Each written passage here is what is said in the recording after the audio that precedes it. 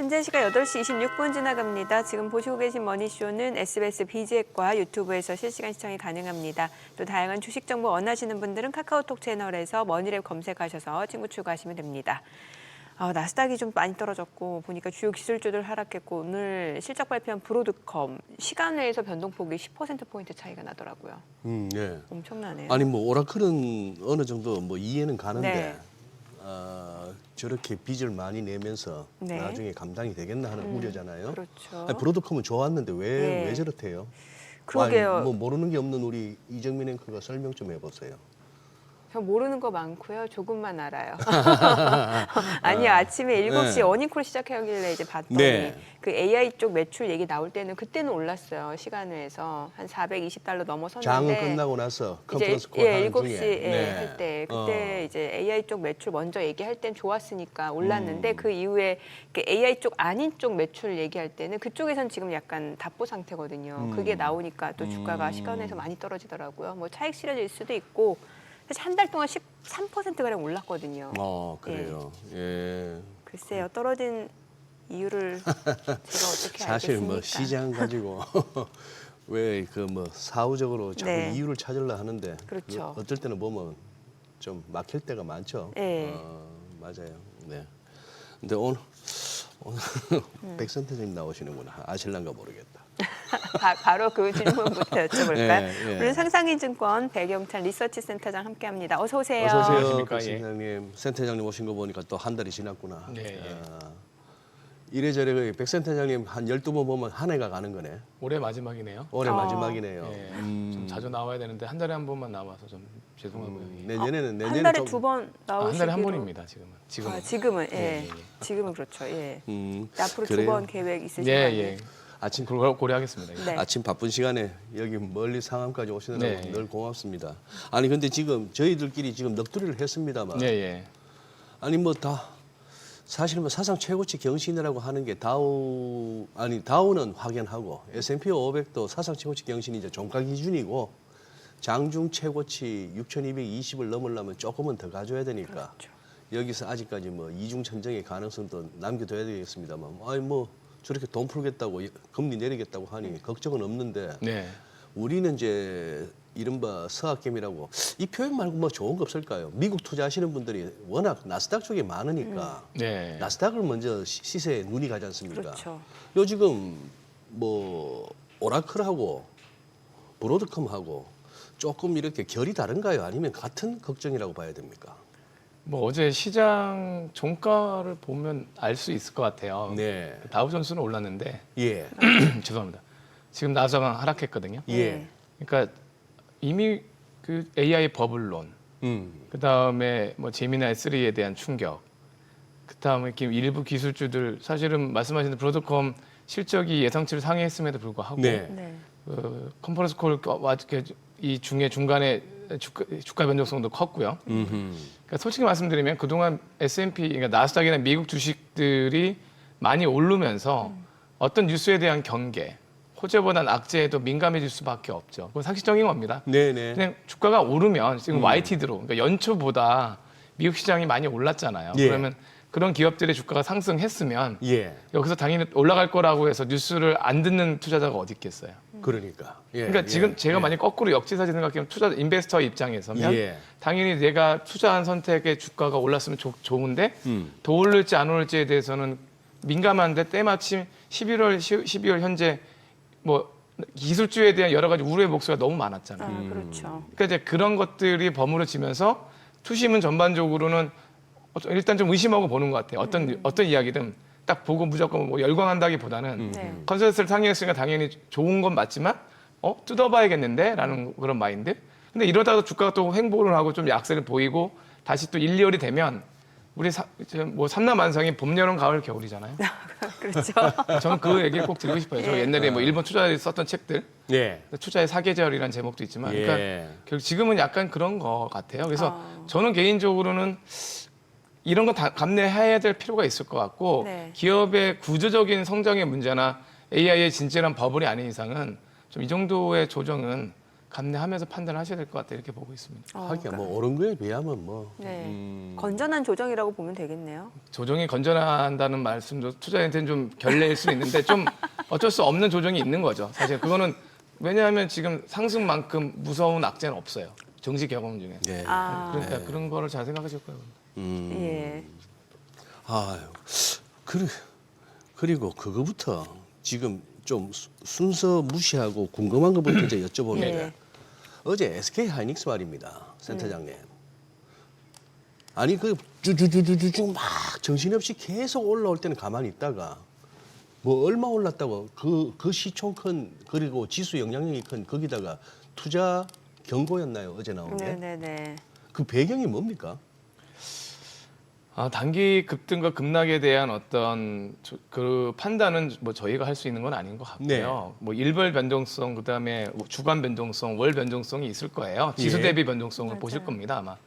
거래소에서 네, 그러니까 그게 막 결정되는 게 아니라 네. 기본적으로 동일한 기간 일주일, 한 달 뭐 이렇게 기간 동안 지수 대비 변동폭이 얼마나 컸느냐 그리고 장중의 변동폭이 또 플러스 마이너스 얼마나 컸느냐 이런 걸 종합하는 거예요. 그래서 네. 물론 그런 뭐 투자 경고 조치나 뭐 이런 메시지를 안 하는 게 좋았겠지만 뭐 그게 아마 내부 규정상 그런 기업이 있고 그런 기업이 개량적으로 나오면 그게 삼성전자라도 할 수밖에 없을 거 아닙니까?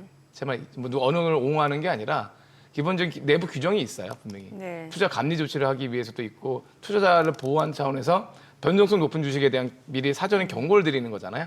그러니까 이제 그게 뭐 기업이 나쁘다 좋다의 개념은 네. 전혀 다르고 네. 최근에 주간이든 월간이든 지수 코스피 지수 대비해서 장중 그다음에 장 마감일의 변동성이 컸다. 그리고 이거에 대해서는 변동성이 컸다는 점은 알고 계셔야 됩니다라고 하는 그냥 인지라고 보시는 게 좋을 것 같고 이걸 꼭 뭐 나쁘게 꼭 해석 안 하셨으면 좋겠어요. 저는. 네. 뭐 이미 두산 에너빌리티도 투자 경고 종목으로 지정이 된 상황이고. 근데 이제 말이 조금 이제 좀 어감은 약간 약간 듣다 보면 어감이- 투자 경고? 그럼 투자하지 말라는 건가? 하지 말라는 거야? 그렇죠. 이제 그거를 약간 투자 유의 종목 아니면 변동성 유의 종목 이런 말이 있을 텐데. 네. 그죠? 그러니까 주가 변동성 유의 종목이라고 하면 좀 더 길어서 그런 거 아닐까요? 길어서. 근데 이제 기른 거는 짧은 건 더 중요한 게 보다 왜냐면 이게 임팩트가 제가 잘 저희 네. 증시에 있는 분들도 그 말이 약간 이렇게 조금 맞아요. 어려운데 네. 증권을 잘 모르시는 분들 입장에서 투자 경고를 하면 무조건 안 해야 되는 걸로 오해할 수 있죠. 네. 그럴 수도 무슨 있잖아요. 무슨 뭐 작전주 같아요. 일단 딱 들으면은 그럴 수도 있죠. 뭐 예. 그래서 하지 말라는 건가?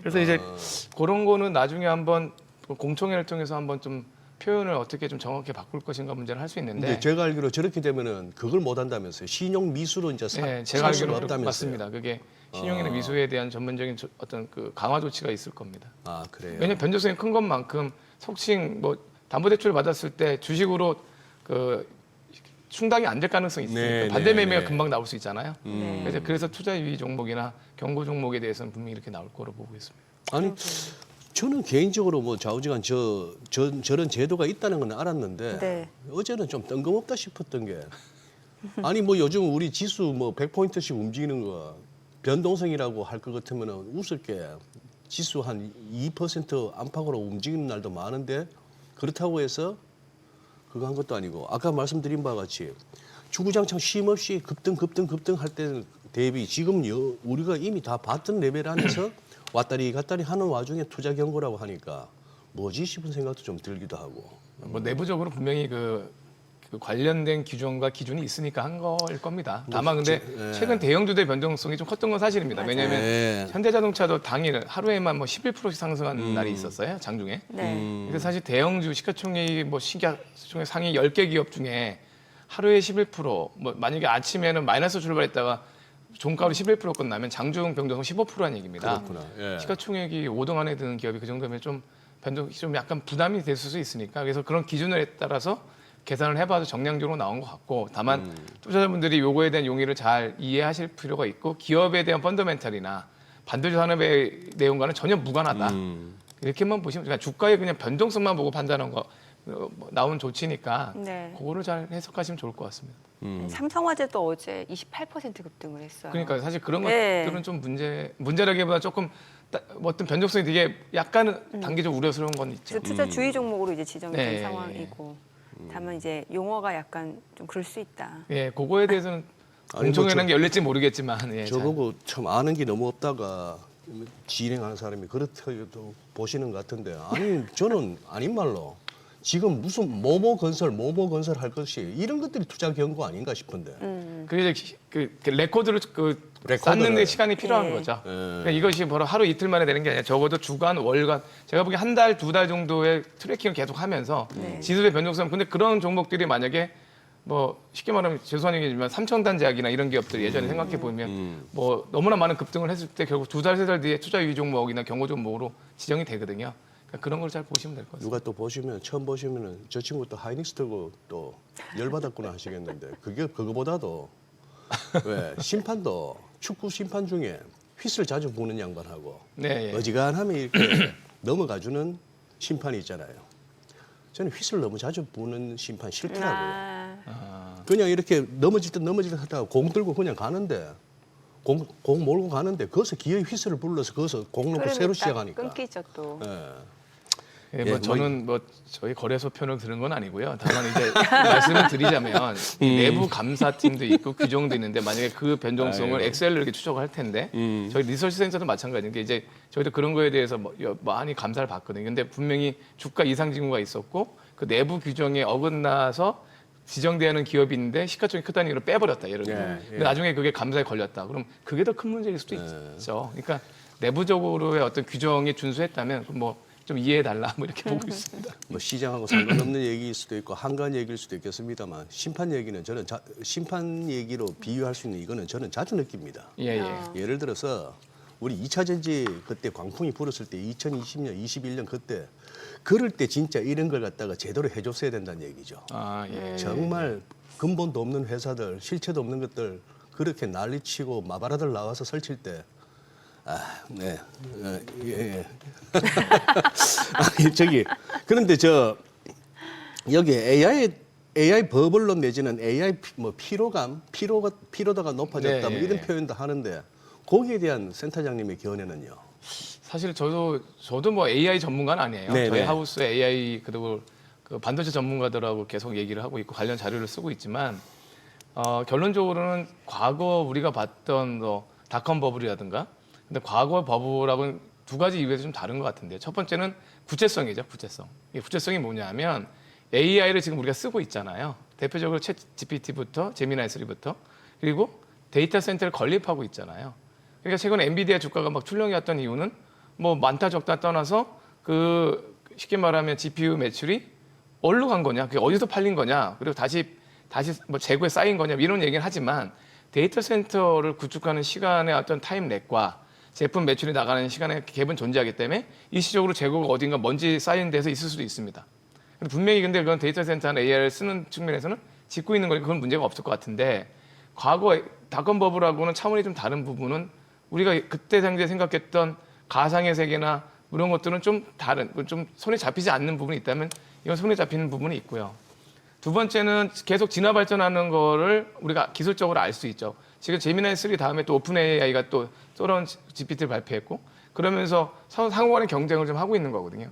이런 측면에서 보면 뭐 우리가 알고 있었던 그런 버블과는 다른데 다만 이제 좀 아쉽다기보다 우려스러운 거는 아까 말했던 우리가 실질적으로 사용하면서 매출이 늘어나는 그 속도와 네. 선제적으로 기술이 앞서가는 속도가 좀 다른 거죠. 그러니까 저희가 인간적이 쓰는 네. GPT든 로봇이든 아니면 AI의 로직이든 그거에 대한 그 기본적인 사용 속도와 기술 개발 속도와 격차가 아직까지는 뭐 조금 차이가 있는데 너무 많이 벌어지면 이쪽의 매출은 너무 많이 늘어나고 있는데 선행해서 우리는 그 기술을 뭐 10년 동안 10년 써야 그게 따라간다면 그런 문제는 있겠죠. 근데 이제 그것까지는 아직은 너무 섣부른 뭐 버블일 것 같고요. 네. 그래서 저는 AI에 대한 버블론에 대해서 지나치게 경계하는 거는 좀 말리고 싶다 이렇게 보고 있습니다. 그럼 간밤에 보면은 이제 뭐 다우라든지 S&P 500 흐름은 굉장히 좋았고 뭔가 기술주들에서는 좀 물량들이 나오는 상황에서 보니까 뭐 비자 이런 금융 쪽이라든지 아니면은 뭐 유나이티드 헬스케어, 뭐 일라일리 헬스케어 쪽 아니면 또 소비재 쪽 이쪽으로 매수세가 지금 간 상황인데 네. 이거를 일시적이라고 저희가 봐야 될까요? 아니면 좀 이렇게 포트폴리오를 재구성하는 게 지금 필요한 상황일까요? 그때 제가 여러 번 말씀드렸는데 네. 그 제가 추정했던 산업에 대한 4분기 추천 업종, 네. 그러니까 바이오, 바소반전이라고 바소반, 예. 좀 입에 잘 안 붙어서 좀 바소반전, 죄송한데 예.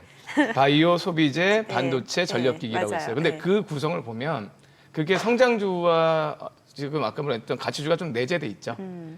바이오 같은 건 성장주지만 네. 소비재나 전력기기는 좀 다른 부분이 있는 거고요. 반도체는 당연히 성장주고요. 네. 제가 왜 그 말씀드리냐면 4분기 그다음에 내년 1분기까지도 일정 부분은 그러한 움직임이 있을 겁니다. 근데 다만 1분기 내에는 다시 저는 좀 색깔이 바뀔 수 있다고 봐요. 네. 이게 무슨 얘기냐면 AI 버블론 경계론이 나오고 4분기 실적에 대한 발표가 아마 내년 1월 정도에 나오고 뭐 이렇게 하면서 2, 3월 중에는 이제 2026년에 대한 기본적인 로드맵과 그다음에 매출액 계획 그리고 일부 있었던 그때쯤에 또 가치주도 올랐을 겁니다.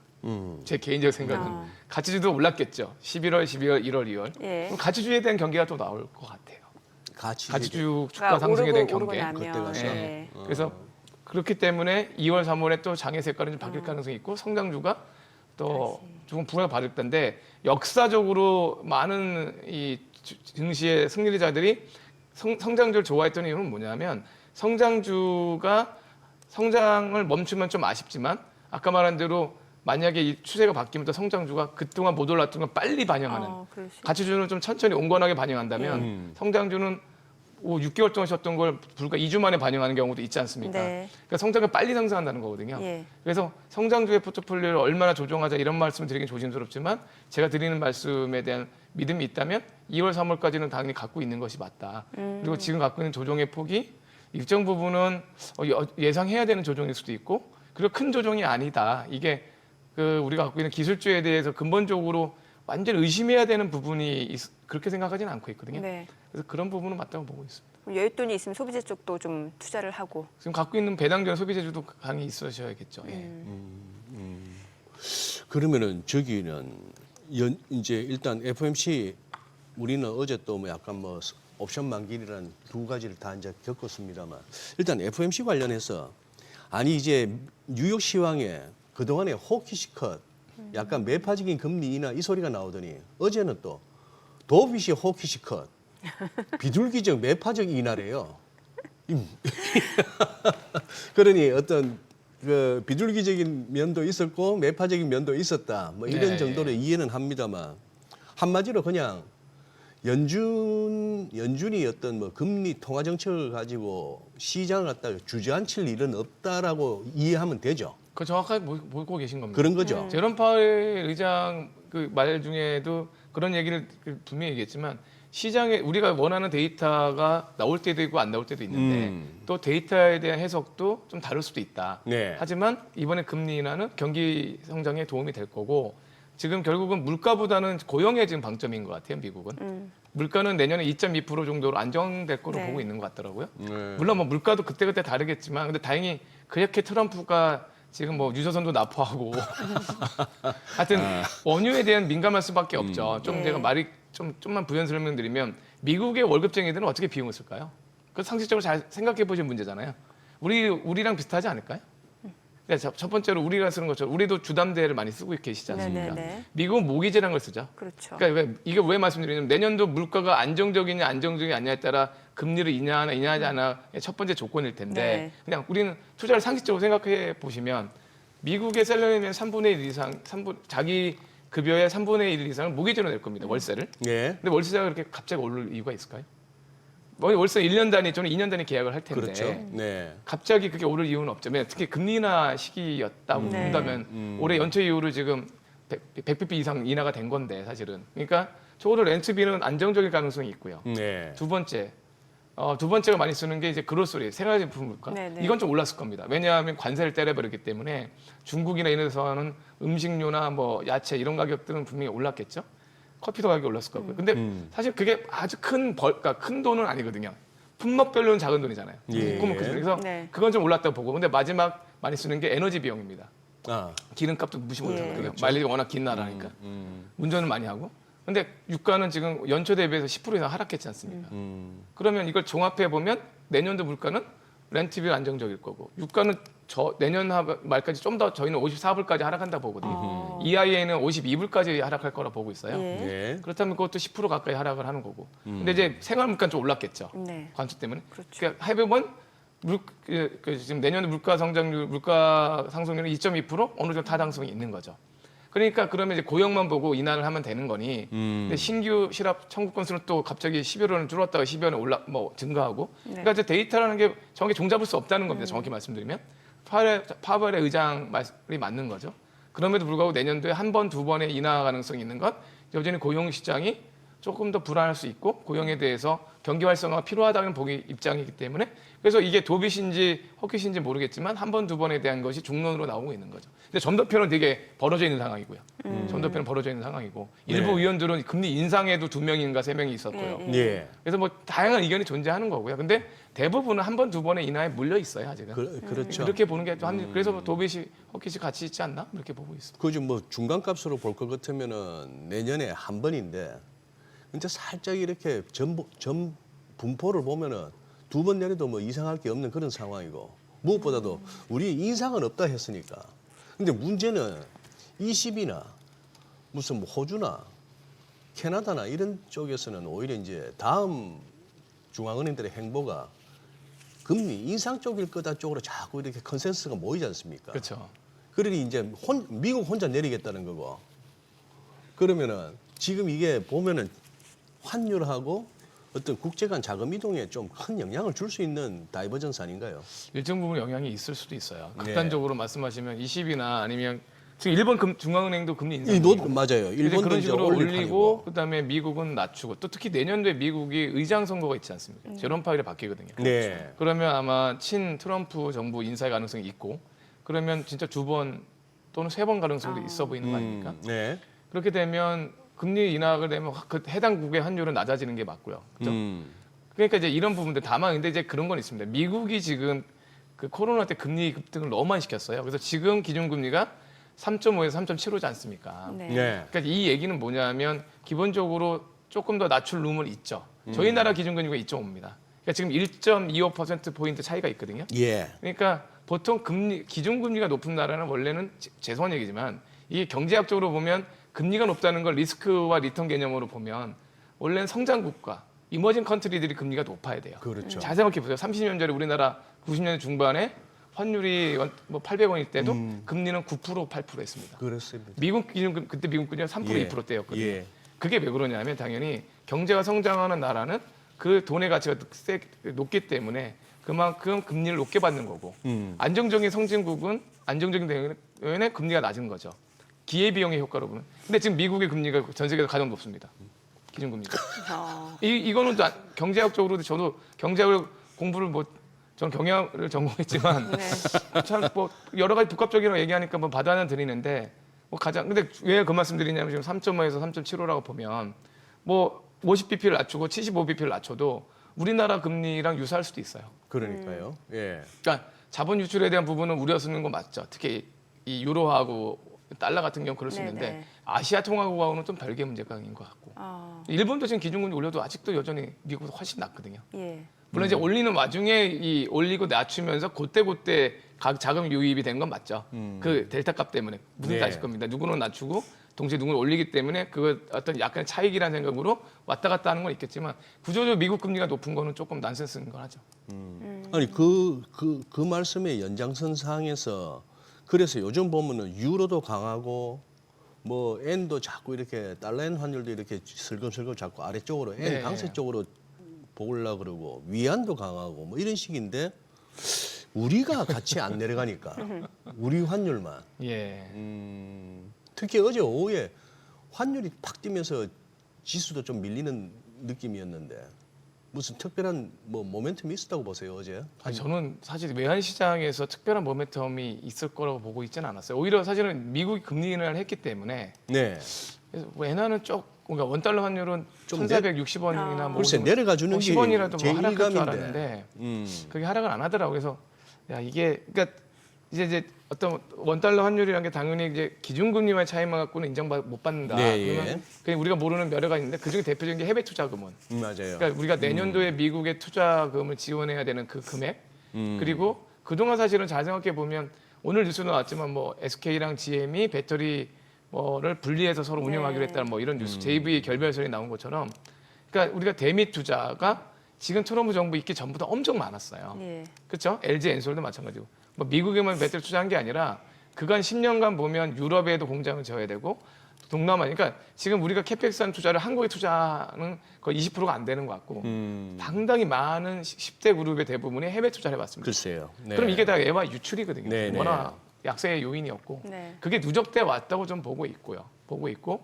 두 번째로는 이제 미국과 한국의 금리 격차가 계속 5대 동안 존재하면서 나오는 구조적인 자본 이탈, 한국으로 돈이 안 들어오는 거죠. 그런 부분이 있을 거라 보는데 그래서 조금 조심스러운 거는 이제 정부도 좀 여기서 충분히 이제 많이 경계를 하고 여러 가지 조치를 하고 있으니까 기다려 봐야 될 것 같은데 근데 경제학적으로 아까 말씀드린 또 플러스 앤 콘스가 있잖아요. 사회자님 아시겠지만 원달러 환율, 그러니까 이 원화의 약세가 분명히 저희한테 나쁩니다. 왜 나쁘냐? 물가를 자극할 수 있지 않습니까? 그렇죠. 그러니까 우리가 모든 거를 해외에서 수입하다 보니 물가가 상승하는 효과가 있을 겁니다. 다만 뭐 유가 좀 낮아져서 에너지는 좀 덜 부담스럽지만 근데 이제 거꾸로 보면 우리나라는 어떤 국가입니까? 그래서 자원이 없기 때문에 해외에서 자원을 사서 제조를 해서 수출을 하는 나라예요. 그럼 이 양쪽에 다 환율이 걸려 있는 거거든요. 그렇죠. 그러니까 수입 물가가 오르는 것은 안타까운 일이지만 현대차나 반도체나 조선기가 다 달러 베이스 수출하고 원화로 역산해서 우리 은행에 넣는다면 우리 매출이 늘어나는 거, 영업이 느는 거 아닙니까? 그리고 자동차 같은 경우 도요타에 비해서 가격 경쟁력이 생기는 거 아닙니까? 물론 이제 해외 공장이 많기 때문에 절대적인 가격 경쟁이 옛날 같지는 않죠. 다 해외 공장을 짓긴 하지만 얘 말은 뭐냐면 일정 부분은 또 양쪽의 환율이 있기 때문에 자연 해지가 되는 거죠. 잘 생각해 보시면 그죠? 근데 이제 그럼에도 불구하고 환율이 높으면 일단 수입 물가가 먼저 우리에 영향을 주니까 좀 안 좋은 건데 다만 제가 드리고 싶은 말씀은 환율이 1,600원 간다 뭐 이런 낭설이 좀 일부 있고 네. 막 하는데 저는 조금 동의하고 있지 않는 건 우리는 수출 경기가 너무 좋다는 점이죠. 자동차 수출, 그다음에 조선, 반도체 수출이 여전히 내년 상반기까지 계속 백로그 수주가 많고 그거에 대한 매출이 있기 때문에 그러면 그만큼 원화에 대한 수요가 있는 거잖아요. 원화 환율에 대한 수요가 있는 거니까.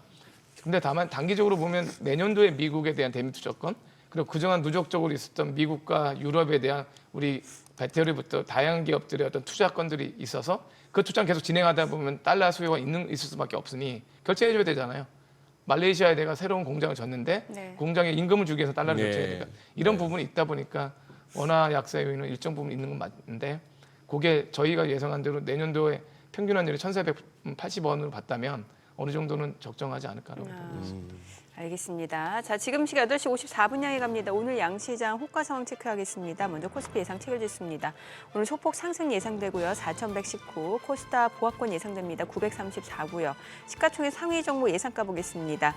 삼성전자 0.3% 상승 예상되고요. SK하이닉스 보합 예상됩니다. LG에너지솔루션 2% 하락 출발 예상되고요. 호가는 43만 5,500원. 삼성 바이오로직스가 지금 보합권 예상되고 삼성전자 우선주 81,800원으로 0.4% 상승 출발 예상되고 있습니다.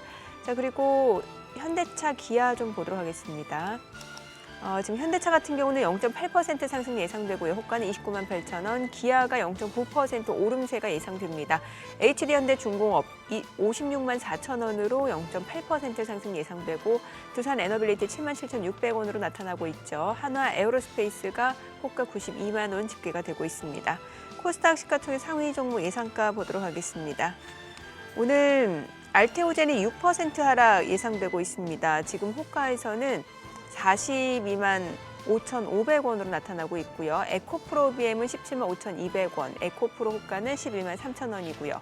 에이벨바이오 19만 7,900원으로 0.8% 상승 예상되고 레인보로보틱스 47만 1,000원으로 나타나고 있습니다. 리가캔바이오가 0.6% 하락 예상되고 있고요. 코오롱 티슈진, HLB 소폭 오름세 예상됩니다. 펩트론 27만 2,500원, 삼선당자 2% 상승 예상되고 호가는 24만 2천 원으로 나타나고 있습니다. 이제 개장까지 5분 남았는데 오늘 양시장 보니까 종목별 변동성이 굉장히 커질 수가 있겠네요. 지금 보니까. 좀 그렇죠. 예. 예. 또 동시효과하고 또 개장 초 흐름이 뭐 비슷한 결을 보일지도 궁금하고 그 흐름이 오후까지도 갈라는지도 그거 하고. 네. 그러니까 저기 아까가 아니고 우리 이제 백 센터장님 나오시면 바소반전 얘기는 많이 들었는데 거기서 왜 애초에 로봇 같은 거는 왜 빠졌습니까? 사실은 모든 업종을 다 저희가 뭐 이렇게 추천한다는 건 그러니까 이제 업종이 한 27개 정도가 있어요. 그중에서 그렇죠. 탑픽 로보틱스라고 말씀드린 거고 저는 우주항공 로봇 여전히 긍정적으로 봅니다. 아, 그래요. 긍정적으로. 저희가 최근 저희 하우스에서 세트랙 아이라고 하는 기업에 대한 추천 보고서를 낸 것처럼 최근에 뭐 인공위성도 발사 성공하셨고요. 그래서 우주항공 로봇 여전히 좋게 봅니다. 다만 기술 격차가 좀 존재하는 것 같아요. 그러니까 중국이나 미국 대비해서 그래서 이걸 어떻게 빨리 이 부분에 대해서 이제 좀 우리가 캐치업을 할 거냐 문제는 있지만 그 부분에서 여전히 좋게 보고 있습니다. 매일 저희 프로를 보시는 시청자분들이라면 참 이렇게 혼란스러우실 헷갈리실 것 같아요. 것 같아요. 나오시는 패널 분들마다 저는 매일매일 이제 패널 분들이 아, 바뀌시니까 뭐 업종별, 뭐 2차 전지는요, 로봇은요, 뭐 여러 가지로 전기 전력은요, 반도체는 여쭤보면은 다 다르셔. 그렇죠. 예, 확실히 좀 그러니까. 네. 근데 로봇이라고 해서 지금 로봇도 뭐랄까 좀 그 옥석 가리기가 필요한 업종 아닙니까? 거기 보면. 사실은 옥석가리가 필요할 뿐더러 저희 그러니까 미국에 있는 기업들, 네. 중국에 있는 기업들의 로봇 산업에 대한 부분과 좀 다른 것 같아요. 우리나라 우리가. 로봇 생태계가 좀 예, 쉘러하기 예. 때문에 좀 얇기 때문에 예. 옥석을 가린다기보다는 좀 더 매출이나 기술의 개발이 되는 기업들을 좀 더 찾아보는 거. 레인보우 로보틱스나 이런 기업만 있지는 않을 거 아닙니까? 그렇죠. 그러니까 그런 기업 외에 다른 기업들을 찾아보는 노력도 이런 것도 되게 중요한 것 같고요. 근데 이제 저는 왜 그 말씀드리냐면 우주항공이나 로봇 테마가 아직은 불붙었다고 생각하지는 않고 있어요, 저는. 아, 그래요. 그러니까 2차 전지나 아니면 이런 것처럼 전력기기처럼 이미 불이 붙었다고 하면 지금 있는 로보틱스나 지금 말씀드렸던 우주항공은 좀 더 추가적으로 우리가 지켜볼 만한 산업의 내용과 네. 결말이 있다 이렇게 보고 있습니다. 금은도 여쭤볼게요. 금값도 뭐 계속해서 좀 상승세가 이어지는 네, 상황이고 예, 예. 은값이 보니까 사상 최고치고요. 예. 앞으로 추세가 또 궁금해져요. 저도 뭐 예. 이게 공부하다 보니까 느낀 건데 금 가격이 지금 트라이 온수당 4,300달러 정도. 예. 네. 그 제가 여러 번 말씀드린 금 가격은 계속 좀 더 가장 좋을 것이라 봤고요. 예. 다만 이제 재밌게 본 건 작년, 재작년이 거의 매년 50% 뛰었습니다. 재작년에 평균 가격이 2,500불인데 뭐 작년이 올해가 3,500불이니까 작년보다 올해 50% 이상 올라간 거죠. 예. 그 전에는 2,000불이 안 됐던 가격이 예. 2,500불이니까 또 50% 이상 올라간 거고. 예. 근데 이제 내년에는 상승률은 둔화될 것 같아요. 내년도에 저희가 보는 평균 금 가격 자체가 4,500불이니까 지금보다 한 15% 정도 상승 정도가 있는 것 같은데요. 다만 상승폭은 둔화되면 상승한다고 보고 있는 이유는 채권보다 금에 대한 어떤 매력도 아직 좋아지고 있고 그리고 여전히 불확실성이 있습니다. 전쟁, 그다음에 뭐 경제 정책 불확실성 여전히 있어요. 트럼프가 집권하고 있고 그런 것들이 영향을 줄 건데 은가격을 왜 말씀드리냐면 금가격을 말씀드리냐면 금이 더 중요하다는 거죠. 금이 만약에 하락하면요, 네. 저는 은도 많이 하락한다고 보고 있어요. 같이 왜 그러냐면 최근에 같이 은가격이 한다. 오른 이유에 대한 해석을 어떻게 보냐에 따라 다르겠지만 저희 리서치 센터가 보는 은가격 상승 이유는 두세 가지를 보네요. 첫 번째는 금가격의 상승에 대한 폭이었어요.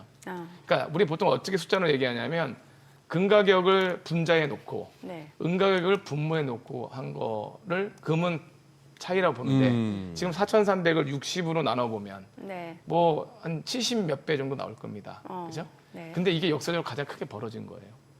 과거에는 50배가 안 됐던 사이가 되게 많았고요. 예. 뭐 30배도 많았고요. 그러니까 은가격이 만약 50불일 때 금가격은 1,500달러였다는 얘기겠죠. 30배면. 그러니까 금값이 그만큼 많이 오른 그렇죠. 거. 그러니까 은에 대비해서 금가격이 많이 올라서 예.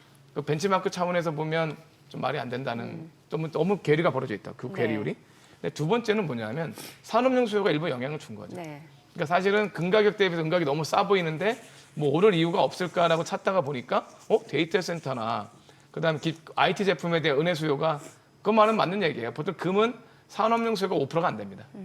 전체 소비회로 보면 중앙은행이 비축 수요라든가 이런 게 대부분이고 근데 은은 산업용 수요 30%까지 나오기 때문에 그 금은 부분의 얘기를 개장하고 좀 더 들어보겠습니다. 오늘 국내 증시를 확인해 보자 개장합니다.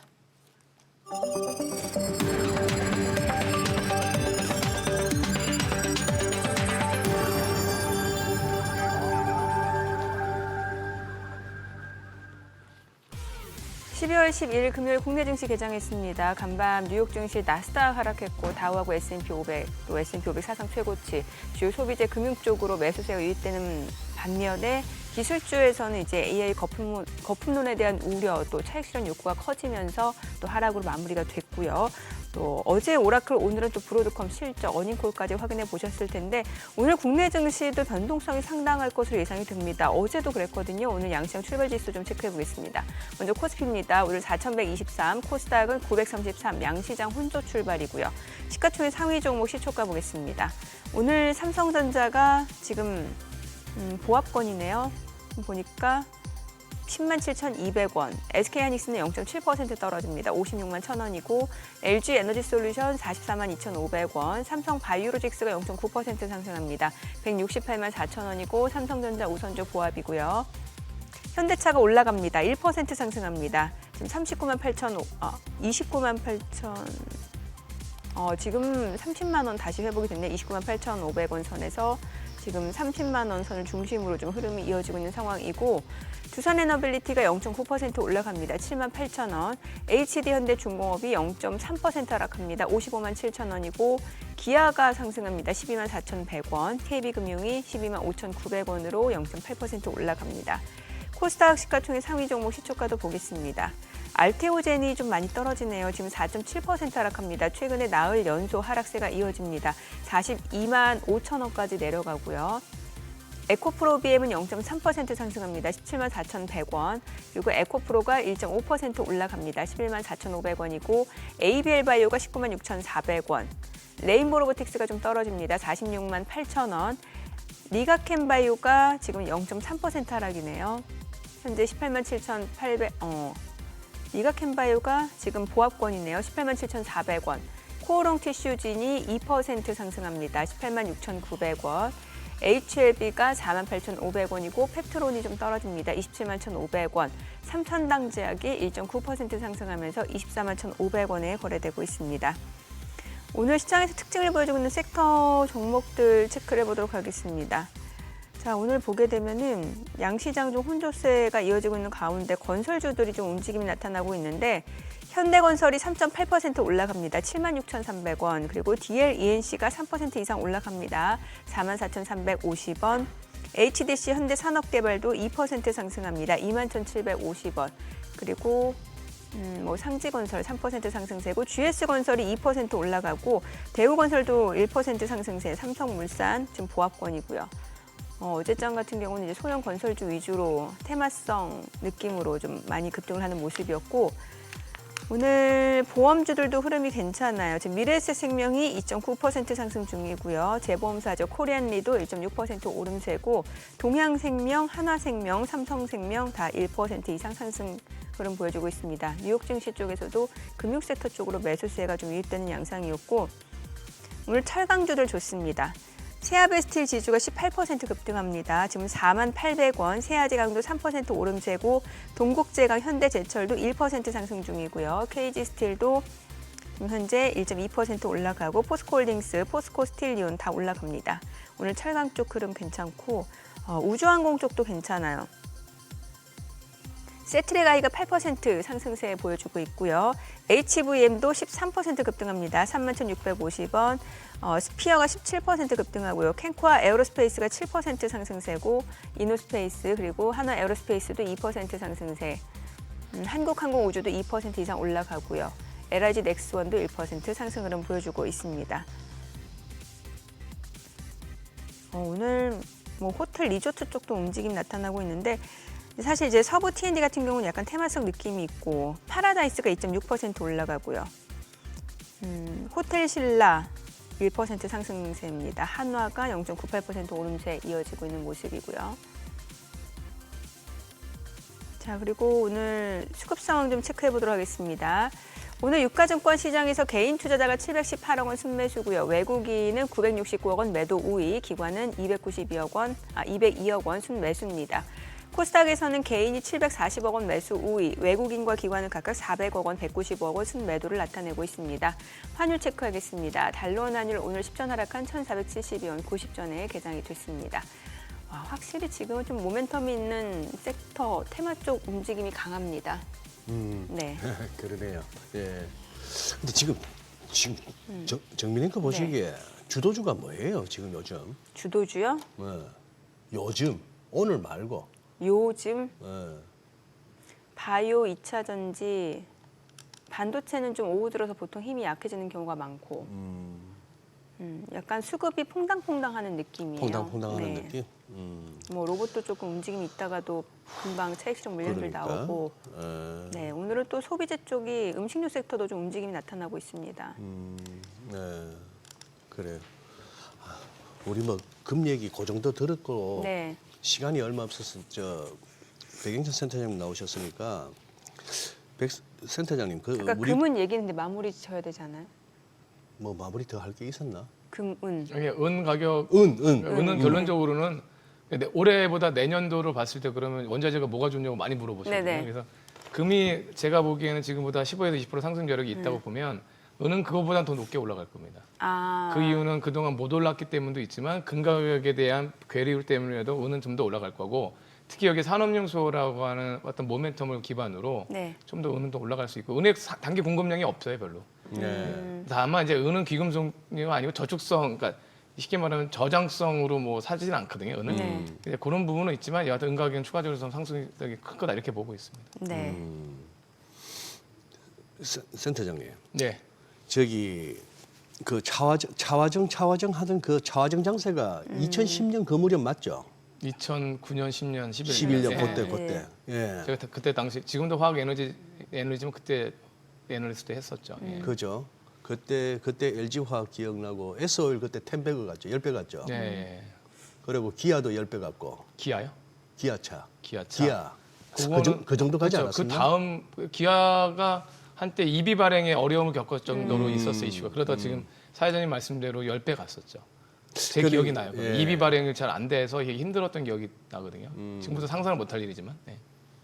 저 뭐 그때 깊이까지는 모릅니다만 얼추 듣기로 그때 펀드 매니저들 기관에 계신 펀드 매니저들하고 또 약간 이 사모펀드 쪽하고 뭐 해서 다소 그때 뭔가 작품을 좀 만든 게 그 차화정 아니었나 싶기도 하고 네, 예. 여러 가지 어떤 주변 여건도 그럴 만했는데 이 말씀을 왜 드리나 하면은 우리가 코스피 5천이라는 이제 정부가 제시한 이 비전에 처음에는 오케이 하는 그 기대감으로 순식간에 4,200까지 왔단 말입니다. 2,300에서부터. 네, 예, 예. 그러고 나서 여기서부터는 이제 조금 힘이 붙이면서 뭔가가 플러스 알파가 있어야 이제 5천을 향해서 갈 것 같은데 뭐 미국이 금리를 내려줍니다. 이런 거 갖고도 지금 별로 힘은 못 쓰고 있고. 네, 예. 그 뭐 제2의 차화정 비슷하게 그동안에 많이 해먹었잖아요. 태주 이방원도 했고 뭐 저기 반도체도 했고 금반지도 하고 했는데 제2의 차화정 뭐 이렇게 한번 가능하지 않을까요? 차는 자동차가 가능성 보입니다만 그런데 이제 화학 쪽은 도저히 안 됩니까 이제? 그쪽 전문이시잖아요. 아, 과학적. 화학은 지금 이제 네. 올해 연말까지 구조정안을 내고 네. 일부 롯데케미칼이나 뭐 다른 기업들은 이미 감산 조치나 산업 합리화 조치를 하고 있고요. 근데 이제 화학은 그때 시대의 흐름은 중요한데 저는 결론적으로 말씀드리면 다른 업종으로 우리가 5,000포인트 갈 수 있는 가능성은 있는데 예. 화학이나 정유로 가는 거는 좀 아닌 것 같다. 정유는 뭐 기름값이 아니, 왜 떨어진다면 그러냐면 뭐 그때만 해도 잘 생각해 보시면 이 중국이 WTO 가입한 게 언제예요? 예? WTO라는 걸 가입한 게. 중국이 WTO 가입한 중국은 거 그동안 2000년도에 정확히 세계 무역기구에 가입합니다. 그 2000 전에는 년에. 세계 무역기구 가입이 안 미가입 국가예요. 말도 안 된다는 얘기거든요. 그리고 북경 올림픽을 2008년에 열었는데 그 전에 북경 올림픽 하기 이 기간 동안 세계의 공장이 다 중국에 있었고, 그러니까 중국은 대항해 시대를 열었어요. 네. 잘 생각해 보세요. 그러니까 모든 원자재는 중국으로 가고 중국의 제품을 만들어서 해외로 수출하는 예. 이 시대였어요. 이 시대니까 유가가 20불에서 100불이 간 거고. 아하. 그러니까 정유화학이 좋을 수밖에 없죠. 음흠. 화학 제품 필요하고. 근데 이제 그 후로 이제 15년, 20년 지났지 않습니까? 네. 결론적으로는 이제 중국은 오히려 분산 국가가 되는 거죠. 중국이 있던 공장들은 동남아나 아프리카로 가고 있는 거고. 예. 그러니까 이제 그 대항해 시대 끝났으니 이제 다른 산업을 보셔야 되는데 그 산업의 후보가 제가 보는 건 에너지 쪽이에요. 무슨 얘기냐면 전력에 대해서 제가 제일 좋게 보는 건 전력기기나 그런 뭐 효성중공업이나 LS 일렉트만 얘기해 드리는 게 아니라 태양광이나 원전, 그러니까 에너지를 만드는 것도 되게 중요할 거예요. 그러니까 단순히 전기가 모자라는 것도 있지만 지구 온난화 때문에 극한의 더위와 추위가 반복되는 지구가 되고 있고 그럼 지구가 전형적으로 전기가 모자란다니까요. 근데 그거를 옛날처럼 화력으로 할 수는 없으니 다양한 이 전기를 만드는 기업들 그리고 그거를 송배전하는 기업들 그리고 그거를 설치하는 기업들이 모두 전력이라는 테마가 될 거고요. 그 다음 바이오예요. 인간의 수명은 더 늘어났기 때문에 그거에 대한 큰 욕구가 나오고 있고 위고비 같은 제3, 제4의 위고비가 나오겠죠. 바이오 그 기업이 우리나라가 돼야 되는 거고 마지막으로 아까 말했던 로보틱스, AI 이 세 테마가 아마 우리나라를 5,000포인트로 올려줘야 될 겁니다. 근데 그 후보들은 있어요. 이미 전력기기는 있고 우리나라의 OCI 홀딩스나 하나솔루션은 태양광 기업이고요. 네. 그다음에 일부 원전 관련된 기술 두산 에너빌리티 뭐 있지 않습니까? 이렇게. 예. 그러니까 이 전력 테마가 전 계속 되게 단기에 끝날 것이 아니라고 좀 보고 있기 때문에 계속 말씀드리는 거고. 그래서 전력기기를 말씀드렸고 죄송합니다. 두 번째는 바이오는 이미 삼바 셀트를 말씀드렸고 바소 반전. 네. 예, 예. 그리고 마지막으로는 AI와 로보틱스인데 그거는 좀 더 발굴을 해야겠지만 이것도 우리에게 매우 중요한 기업이니까 잘 보셨으면 좋겠습니다. 그 원자재 쪽 하니까 또 여쭤보고 싶은 거는 전력 쪽하고도 연결이 되는 건데 이게 전력 수요가 급증하다 보면 이제 구리 가격 급등으로 또 이어지잖아요. 네. 그럼 구리 쪽은 어떻게 보세요?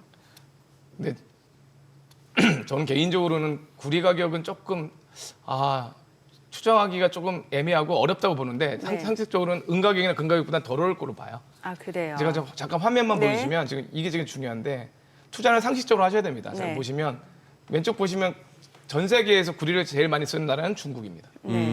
당연히 그렇고 중국을 합친 아시아까지 하면 거의 70%입니다. 그러겠죠? 네. 구리 갖고 재련도 해야 되고 구리가 제일 그렇죠. 좋은 건 전기 잘 통한다는 겁니다.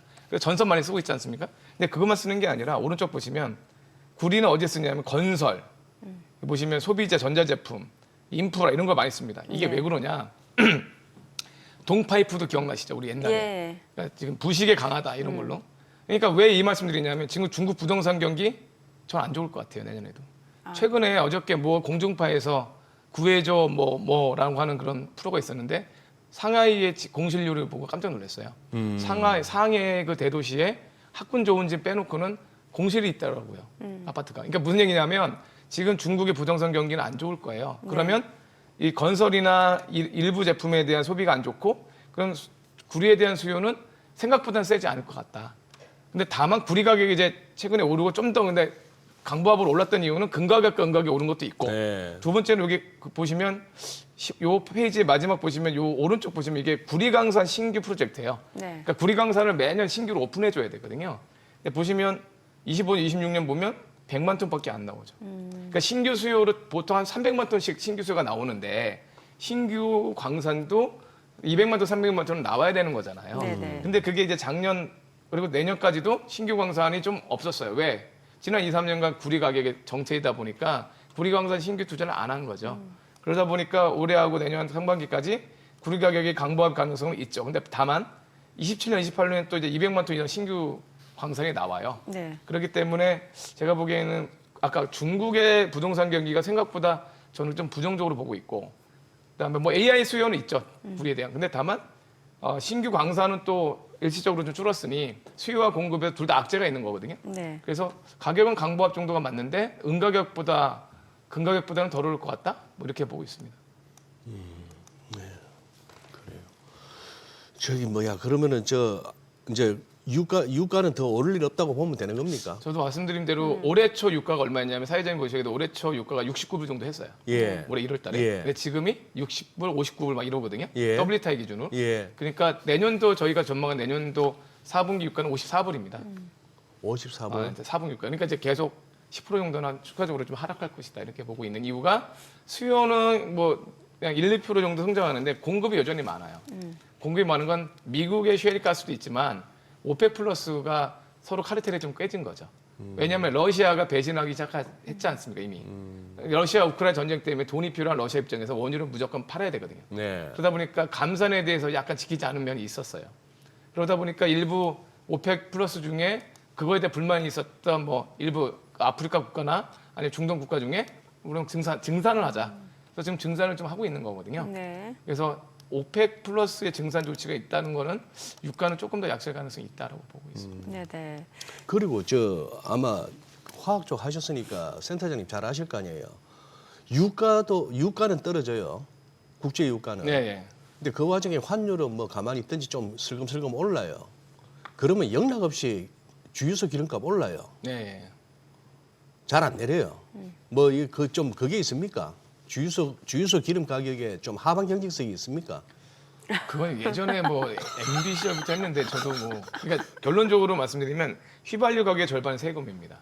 절반. 알고 계시죠? 네네네. 특별소비세라고 예. 해서 지금 시중에서 저희가 이제 휘발유 주유하게 되면 1,700원 정도 낸다 그러면 뭐 850원은 세금인 거고 850원에서 거기에 정유사 마진 원가가 있는 거겠죠. 주유소도 먹고 살아야 되니까 주유소 마진도 있을 거고요. 근데 이제 첫 번째 유가가 10% 빠졌으면 이 석유 휘발유가 10% 왜 안 빠지냐 첫 번째. 리맥스라고 미국 선물거래소에 보면 유가가 10% 빠졌다고 휘발유 10% 빠졌는데 안 빠졌거든요. 다시 한번 말씀드릴게요. 미국의 리맥스에 보면 원유 가격이 10% 빠졌지만 휘발유나 등유용 가격은 그렇게 안 빠졌다고요. 그러니까 제품 정확히 말하면 이건 원유고 그거는 석유 제품이잖아요. 그러니까 석유 제품 가격은 원유보다 덜 빠지는 게 있고 두 번째는 정제 마진 일정 부분에 마진을 붙이는 것도 있었을 거고요. 그다음에 환율이 또 올랐으니까. 지금 원달러 환율 같은 경우는 올해 연초보다 10% 가까이 올랐거든요. 맞지 않습니까? 그러니까 정유사 입장에서는 환율로 분명히 손실을 봤을 거니까요. 그런 식으로 보면 지금 가격이 뭐 정유사 이익을 보시면 나오잖아요. 정유사 SO일의 2분기 적자였습니다. 2분기 적자, 3분기 또 흑자고요. 그러니까 이제 그런 측면을 보면 뭐 어떻게 가격을 뭐 컨택하게 하고 이런 건 아닌 것 같고요. 보시면 될 것 같습니다. 아니 그나저나 이제 BOJ 좀 여쭤보고 싶은데 이제 지금 보니까 이제 금리 인상 얘기 나오니까 일본 그 2년물 금리가 18년 내 최고치라면서요. 네, 맞습니다. 예, 이러면은 일본 정부 입장에서는 국채 이자 줘야 되니까 이게 또 부담이 상당할 수밖에 없는 상황인 거잖아요. 사실 그게 일본이 금리 인상에 대해 주저했던 부분 중에 하나이기도 하고요. 근데 다카이치 총리도 엔화 약세를 또 용인하지 않겠다 뭐 이런 얘기를 하는데 사실은 이제 어떻게 보면 지금 이자 비용에 대한 부담은 또 다른 엔화 약세 요인입니다. 사실은 또 다른 돌고 돌면 맞잖아요. 예, 이자 예, 비용에 그러네요. 부담은 국가가 경제 체력이 떨어진다는 거고 예. 그건 돌고 돌면 결국 엔화 약세잖아요. 네. 근데 그래도 지금은 이 금리를 인상하게 되면 어떤 현상이 있냐면 엔화는 계속 단기적으로 강세는 되는 거거든요. 그리고 단기적으로 그리고 주식시장은 좀 안 좋아져요 또. 채권에 대한 매력이 그래서 좀 복합적이긴 한데 결론적으로는 장기적 이자 비용의 부담을 단기에 어떤 엔화의 약세 용인을 하지 않겠다는 부분 뭐 이런 부분을 같이 맞물리면 그냥 단기적으로는 금리 인상을 좀 하는 게 맞다라고 생각한 것 같습니다. 네, 오늘 내용 여기까지 듣겠습니다. 잘 들었습니다. 고맙습니다.